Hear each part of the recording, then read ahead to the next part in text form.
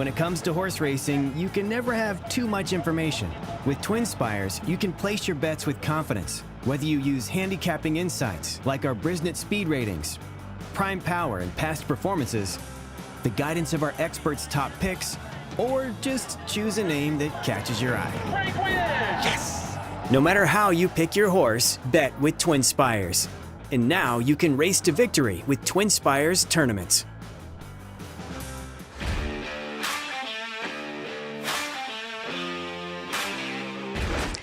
Welcome back to the TwinSpires Jury. I'm Ashley Anderson here with James Scully and Darin Zoccali to talk our best bets and fades of the week at Tampa Bay Downs, where we have the road to the Kentucky Derby in Oaks this weekend, plus Turfway Park and Oaklawn Park.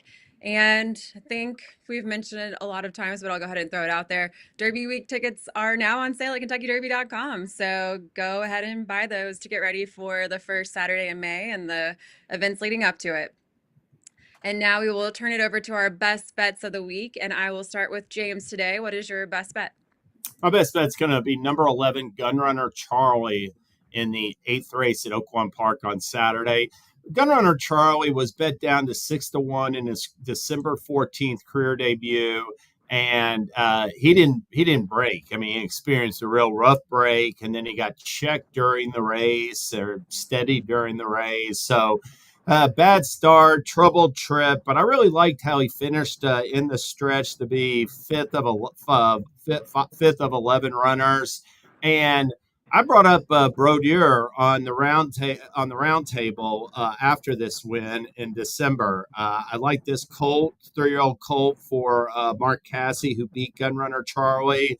He came right back and won a 2-turn allowance for Cassie in late January. Brodeur did. And Gunrunner Charlie has been transferred to Peter Miller, who from his last about 100 starts wins at a 22% clip in horses' second career starts. Miller's added blinkers. He's added Lasix. Gunrunner Charlie shows sharp half-mile drill in preparation, bunch of steady works in the interim. And I think with go-to rider Ramon Vasquez, who's winning at a 36% clip this Oaklawn meet with Peter Miller, Gunrunner Charlie's going to show speed from the starting gate. I look for a favorable trip from his outside posts at 1 turn, 6 furlong distance. And my other aspect in here is I'm just not keen. Ron Moquette has a pair of first-time starters. I think he's like 8 for his last 100 and some with firsters. Ashley will talk about the morning line favorite, Velociraptor, here a little bit later, but I agree with what she's going to say. So I'm keen on Gunrunner Charlie. Hope to get a little value, 8-1 on the morning line. Yeah, this is a very intriguing maiden special weight, and I definitely think that morning line favorite is vulnerable, which I'll talk about in our fades of the week. Darin, did you have something to say on the maiden special weight?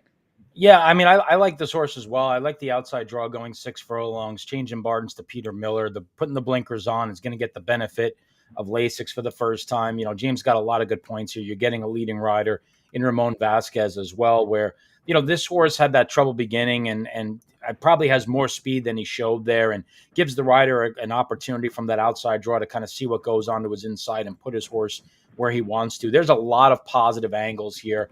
Wouldn't be surprised at all to see this horse take a bit more money. If he was 8-1 actually at post time, I'd probably be in for a pretty large investment. So I think he's going to take money, but I like him quite a bit.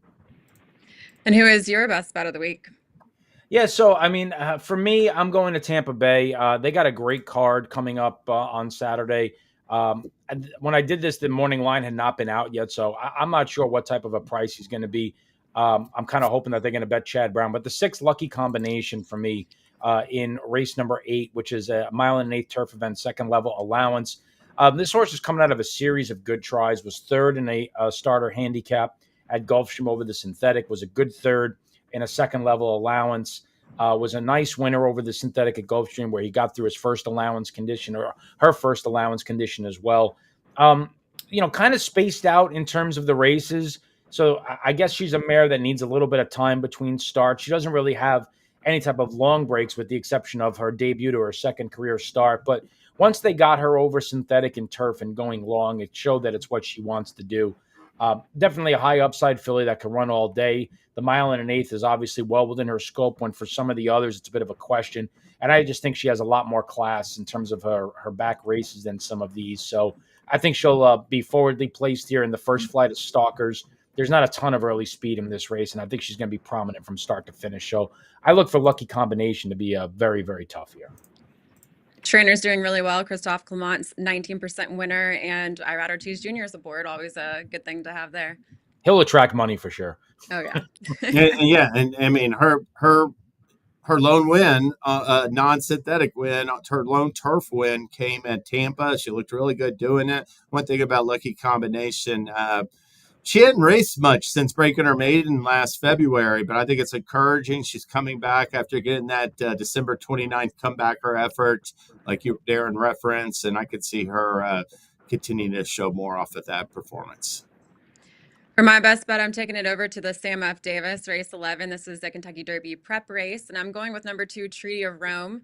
This is a very competitive field, I felt, but I liked the value I thought I was getting at 6-1 with Treaty of Rome. This is an Uncle Mo colt. He's making his 4th career start, coming off a next second in the 1 mile Mucho Macho Man Stakes, and I think the added distance will benefit him. He finished 3rd on debut, racing 6 furlongs, and then graduated at second asking when racing at a route for the first time.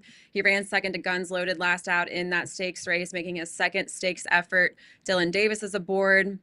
Treaty of Rome is also coming off a 91 Brisnet speed figure, a career best, and Chad Brown is doing really well at Tampa Bay.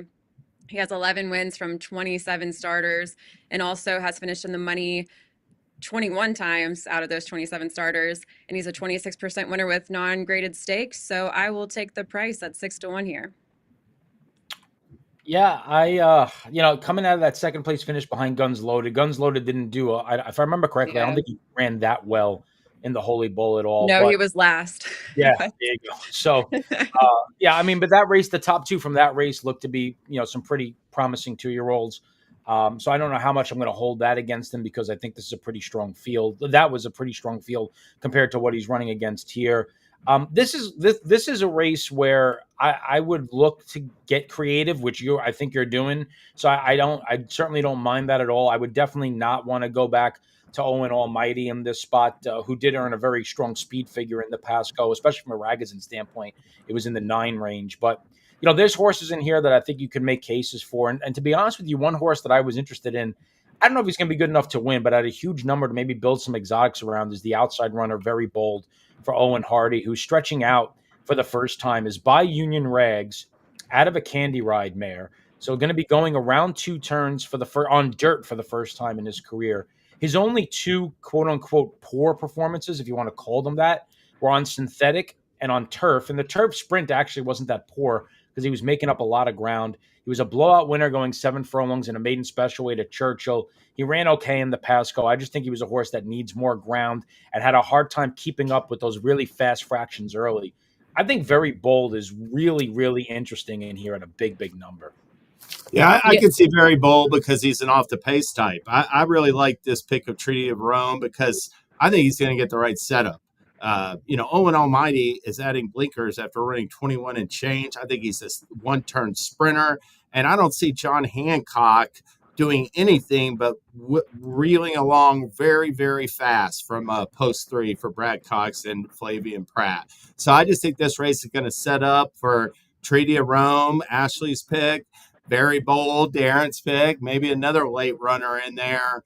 And I think the pace is going to be hot or at least if it's not real hot, it's going to be very contested. How about that? I know we're going to talk a little bit more about this in our fades of the week, so maybe I'll hold off on my question about poster. Let's just hold off on that. But I think you're up anyway, or Darin, actually, I have you up to talk about your fade of the week. So we'll circle back to this when James is up. But tell me about your fade, Darin. Sure. Come Saturday night at Turfway Park, race number 6, which is an entry-level allowance event starting that late pick 5 sequence. Number 4, Grace Fable, who's the 5-2 choice, is going to be my fade. This is a 10-year-old son of Gio Ponte. So number 1, hats off for him for still being on the racetrack and performing at a high level. But he's entered for the $25,000 claiming price. Now, obviously, being 10 years old, you wonder who's going to claim the horse for $25,000. But he's certainly proved to be a competitive horse. He made 128,000 last year, 160 the year before that. But he's a turf horse, and he's got one lifetime start on an all-weather surface. And now you're asking a 10-year-old to do something for the first time. Now, he rallied from far, far back in this race you're watching here at the fairgrounds, going a mile and a 16th to get up for fifth, beating 2.25 lengths with Ben Curtis aboard. He's now become a one-run dead closer. And he's the gray roan horse there that's coming through in between horses from the far back. The fact that he's now a dead run closer, this race has a little bit of speed. It's got one really speedy type in Tatanka, but it's not overflowing with speed. And the fact that he's going to have to show that same type of turn of foot, I understand it's synthetic, and a lot of times turf form can carry to synthetic, but it doesn't always. And I don't necessarily love it with a 10-year-old that's going to be doing that for just the second time in his career. So for all those reasons, I'm going to fade the aged gelding Gray's Fable in the 6th at Turfway. Yeah, All very good reasons. I remember. Oh, I'm sorry, Ashley. I remember picking that horse in a fairgrounds stakes like 3, 4, maybe 5 years ago. It's been a while. And his 2 most recent wins came at 8.5 furlongs. So yeah, don't really like him cutting back in distance here. My fade of the week. My fade of the week is going to be Owen Almighty in the Sam F. Davis, number 6 Owen Almighty, the 2-1 favorite. I initially had put Poster as my fave before I knew the morning line, because I thought he might be the morning line favorite off of that win in the Grade 2 Remsen, where he ran about a half second slower than the Demoiselle race winner race later. I'm going to pose Poster. I'm going to pose Owen Almighty. I already talked about it a little bit. He was so tied on for speed in that Pasco, and now Brian Lynch is adding blinkers. And I will give Lynch really a lot of credit for spotting him in one-turn races so far. I think that's his forte. I understand, taking a shot at a Kentucky Derby qualifier. It's the Kentucky Derby, and you want to let them prove it to you. But I do think Owen Almighty is going to be potentially vulnerable on the stretch out to the 2 turns, especially given the pace scenario. And I like others in the Sam F. Davis.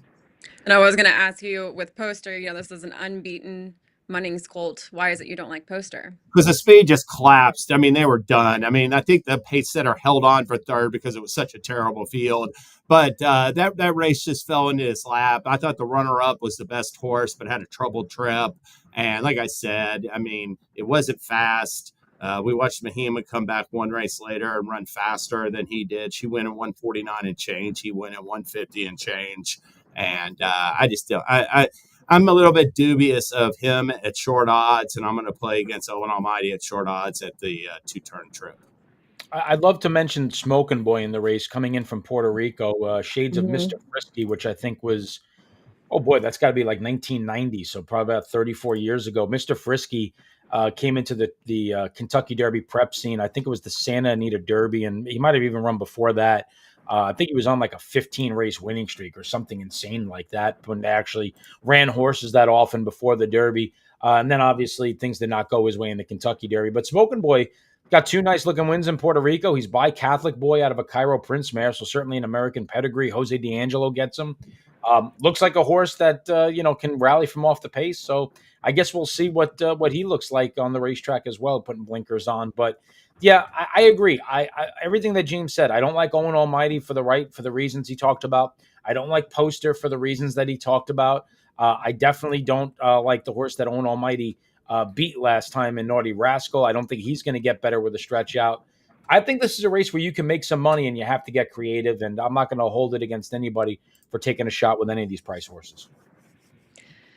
Now I'm going to take it back over to Oaklawn Park to talk race 8, which, James, you already mentioned your pick in this race, and I am going to play against number 5, Velociraptor. That is the Bayakoa, so ignore that graphic that what we else? see.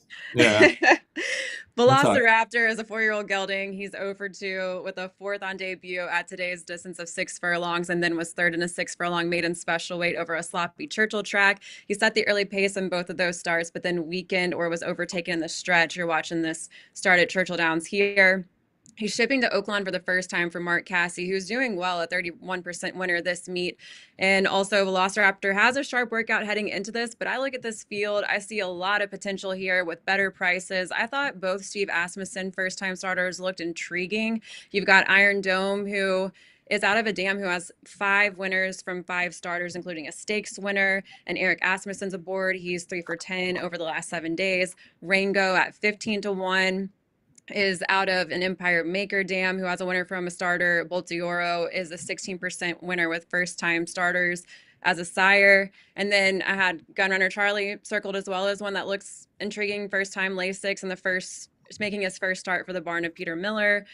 Bon Temps, the clash dropper for Dwayne Lucas, I thought, might be a big price you want to play. And number 3, Stomp, not quite as big of a price at 7 to 2, but also another that I think could upset the morning line favorite here. So if I can make a case for a bunch of other horses, why would I take 3 to 1 on this, this horse that's 0 for 2, still looking to break his maiden? Yeah, and those Asmussen firsters, they're 10 to 1 and 15 to 1 on the board. So I'd watch the tote on them to see if either one gets bet down early. Yep. Yeah, the same thing with Stomp. I know he's 7 to 2. I wouldn't be surprised at all if he takes a lot of money. The Dam High Heels was a stakes winner, produced 4 winners from 5 starters, coming in off a bullet workout, best of 42 on the track on January the 29th. And you're getting Tyler Gaffleone aboard. So, yeah, this race, I don't want to knock the odds maker. I don't know how accurate the actual morning line is going to be, because I think James's horse is going to take money, and I think Stomp is going to take a lot of money too. Before we move on to what else is going on this weekend, Darin, what promos do we have at TwinSpires? Well, we are in the Derby prep season. It's that fun time of year. So anytime there's going to be a Derby prep weekend, we're going to have a Derby prep profit boost. And this week, we head down to Tampa Bay Downs at Sam F. Davis Day there. As you know, we've talked about that race. Not just the race getting the profit boost, though. It's the entire racing card, 15% boost on your win, exacta, trifecta, and superfecta wagers. So be sure to be opted in if you're watching and wagering with Tampa Bay Downs this Saturday, and be able to add a little bit extra onto your bankroll when you cash some tickets with that 15% profit boost. And then, of course, we've got a little bit of an insurance offer for you at Turfway Park Thursdays and Friday nights. $10 money back for them, selected races. So just go to the offers page, see which races are offered each night, and you can wager with a bit more confidence there. If your horse runs second, you can get that money back. So a couple of nice promos there on the page with several others as well. Be sure to go to our offers page and find them all at TwinSpires. And of course, TwinSpires tournaments rolling along as we continue to accelerate towards Kentucky Derby Betting Challenge.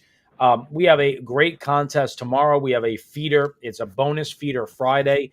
Oaklawn $200 contest, 20% discount on seats. So once we get past 10 entries, we're giving away 1 seat for every 4 players from that point on. And that's going to feed into the Sam F. Davis qualifier on Saturday. Sam F. Davis and Oaklawn, I should say, 2 tracks in the contest on Saturday. That's a $500 contest, 1 seat for the Kentucky Derby Betting Challenge with that $250,000 guaranteed prize pool for every 20 players. And we are guaranteeing at least 2 seats are going to be given away in that contest. So be sure to get involved in the tournaments. Seen a lot of participation this week, guys. The one today at the fairgrounds has 32 players in it, and they're going for the Rebel Day tournament on the 15th. So action is hot and heavy as Derby prep season heats up. Sounds good. James, what are you watching for this weekend? Along with the Sam F. Davis and the Suncoast Stakes for Kentucky Derby and Kentucky Oaks, hopefuls. Both races are qualifiers. Tampa Bay will offer a pair of main special weight races for 3-year-olds on the 12-race program. I'll start with race number 7. Number 8, McCorvey, is a $1 million yearling purchase by Carlin out of 2-time champion and $4.6 million earner Songbird, who has been up for the Hall of Fame the last few years. Songbird has. It's just an outstanding female for Rick Porter, and Larry Jones, but or not Larry Jones. Who trained Songbird? Well, regardless, Hollendorfer did right early on. And then this race also got number 3, Weekends and Whiskey. Todd Pletcher shipping this first-time starter in from South Florida. He is by Justify, and he cost $850,000 as a yearling purchase. So, or I'm sorry, yeah, as a yearling purchase. So both of them are listed at 3-1 or on the morning line. McCorvey and Weekends and Whiskey. Those are two firsters I'll be watching for. And then race number 10 is a maiden special weight for 3-year-old fillies. Chad Brown has, shipped a lot of good horses to Tampa to break their maiden on the turf, and he has a uncoupled entry in here. Number 9, Portfolio Duration, is the 9-5 favorite in race 10 for Chad Brown and Flavian Pratt. It's an English bred daughter of Night of Thunder, who's bought at Tattersall's, and the other one is Lying by Omission, who's the 2-1 second choice. With definitely a contender off of a runner-up finish at Tampa earlier this meet with Irad Ortiz Jr. up. It'll be interesting to see who comes out on top in that race. Darin, what are you watching for? Well, I submitted this before I knew we were going to talk about the Sam F. Davis as much as we have, so it's going to be a bit redundant now. But yeah, I was very high on this race for the reasons that we talked about. I just thought this was a great betting opportunity, mainly because Owen Almighty was a horse that on the stretch out I did not love. I thought it was a race loaded with speed. And I was of the opinion that Rookie Card was the best horse in the Pasco Stakes. And Rookie Card, unfortunately, nearly got put over the rail by Owen Almighty going into the far turn in that race, which is why Owen Almighty was able to kind of fend off Night Rascal coming through the Naughty Rascal, coming through the stretch that day where Rookie Card was kind of taken out of the race. So it really just came down to the fact that when they drew this race and I looked at it, I said, wow, well, there's a lot of speed. I didn't like the Pasco, and I liked your horse that you picked, Treaty of Rome. And I thought that, again, Very Bold was very interesting, who was coming out of the Pasco, but wasn't really involved in anything that was going on in the race and just kind of clunked up for third. And I thought it was a horse that could really accelerate and do better moving forward and was coming off of a bullet workout in preparation for this. So more so than years past, from a betting standpoint, I just thought that the Sam F. Davis was a really intriguing prep race that, again, thought there was a possibility that you could make some good money. You talked about getting creative. I almost wanted to go Camp Hale, but I feel like that's a little bit of a stretch. I mean, this horse is still a maiden, finished second in all 3 career starts, but there's something intriguing. I might include the one underneath at least. I know the inside posts aren't doing quite as well at Tampa Bay right now in these race conditions, but could be worth playing with that big of a price.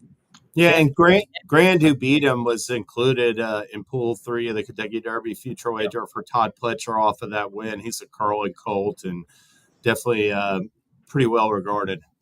Yeah, ran second to Guns Loaded, who your selection ran second to, and finished in front of Patch Adams in his debut. So it was coming out of a key maiden race as well. Mm-hmm. So yeah, look, Ian Wilkes, if you putting him in the race, Wilkes also has obviously Burnham Square, who won the Holy Bull Stakes. So keeping those two apart for the time being, I don't think it's crazy. I remember when Lauban won the Jim Dandy as a maiden. Things happen sometimes, and this is one of those races where something strange like that could definitely happen. So to close out, I will talk about the Grade 3 Bayakoa for fillies and mares over at Oaklawn. And the headliner is number 6 Loved, a 6-year-old mare by Medaglia d'Oro, who is coming off a 3 3/4 length win in the Fall City at 1 1/8 over a sloppy track at Churchill Downs. She's cutting back slightly in distance, 2 for 5, racing 8.5 furlongs. And she's going to have Tyler Gaffalione aboard, put in a sharp workout ahead of this, looking for her second graded stakes victory. She's a Godolphin homebred. But there's also some other pretty talented fillies and mares in this field. You've got Corning Stone, who is moving up in class off a win in the Pippin Stakes at Oaklawn. This is a mare that's trained by Kenny McPeak and could improve third start off the layoff. You also have a couple of other last out winners, and number 3 Little Jamie, a collected 4-year-old moving up in class off a stakes win at Tampa Bay Downs. And then you have a 10-1 shot Wild Bout Hillary, who won a stakes at Fairgrounds that was taken off the turf. And then Free Like a Girl, who has finished 4th in her last 2 starts, but maybe has a chance to improve going back to Oaklawn, where she has a win and a 3rd from 3 starts. So it's a small, but I think competitive field in the Bayakoa, and one of the few graded stakes happening this weekend in the U.S. Yeah, and they got Tyler Gaffalione. He went from Gulfstream, first appearance during the 2024-25 Oaklawn meet for Tyler. So he'll be at Oaklawn on Saturday riding Love for Brendan Walsh in the Grade 3 Bayakoa. And then Gaff will be at Fairgrounds next Saturday riding East Avenue and others for Brendan Walsh and the Risen Star. Yeah, Real Love quick. has always Oh, go been ahead. I was just going to say, Love has always been a bit of an odd horse for me. She's a 6-year-old mare now. She's only run 10 times. And I remember going into the Molly Pitcher a couple of years back. She ran against Search Results that day, and I think Search Results was like a 3-5 favorite in that race. And Love back then was kind of just one-dimensional speed type. And now as she's kind of gotten older, she's changed a little bit. She's always been a cut below the best. So when she would go into like a grade 1 or grade 2, she'd typically be overmatched. But I think with her new running style, maybe there's an opportunity for her to take a step forward this year, where maybe she's not this need the lead type anymore, which sometimes could do her in, because if you remember, she would run against horses, like an Idiomatic, for example, who would be up on the lead. Getting pressured by mares like that would be very, very difficult. So I think this kind of new running style that she's come into this year with might do her some good. Yeah, that's a good point. Before we go, got to throw it out there. It's Super Bowl Sunday. I'm wearing green for reasons involving the Super Bowl and, Tampa Bay Downs colors, sure. But Darin, James, who are you going to back in the Super Bowl? I mean, I don't pick against Pat Mahomes. I've just learned not to. Every time I think the Bills are going to beat them because they have a better team, they don't. And I'll be the first one to admit the Chiefs did not impress me at all this year. I didn't think they had enough. Their offense at times looked sporadic. They weren't putting up a lot of points, but they just find ways to win. The coaching staff knows what they're doing. Mahomes is just incredibly clutch. And, they're going up against an Eagles team whose biggest weapon is Saquon Barkley. And Steve Spagnuolo, as defensive coordinator in playoff games, has given up 100 yards to one single running back in 24 games as a defensive coordinator in the playoffs. So they got the right guy calling the defensive scheme to try to shut down the playmaker. I'm not saying that they will, because we know what Barkley is capable of, but I just don't pick against Pat Mahomes in big games anymore. Yeah, there's a big surprise from the guy wearing a Giants sweatshirt on the panel.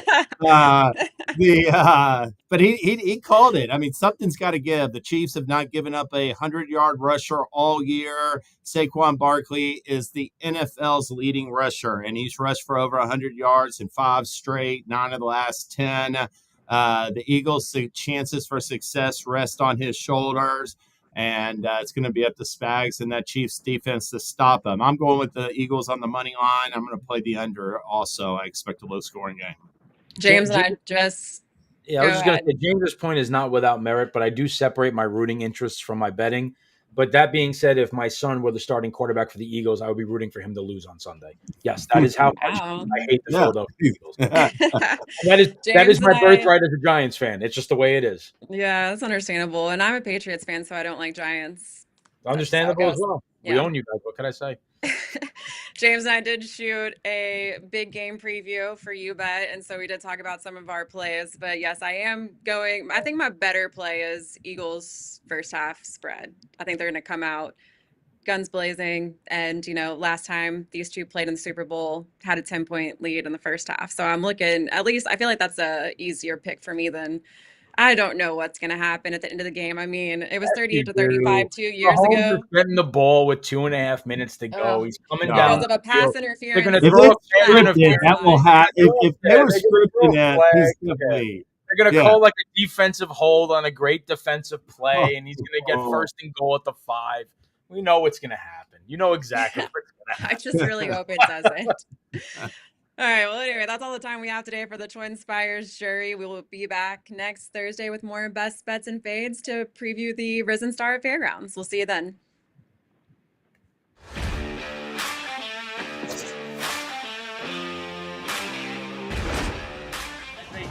When it comes to horse racing, you can never have too much information.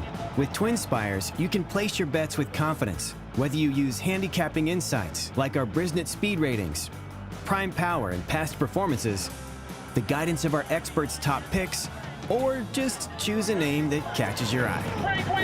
Yes! No matter how you pick your horse, bet with TwinSpires. And now you can race to victory with TwinSpires tournaments.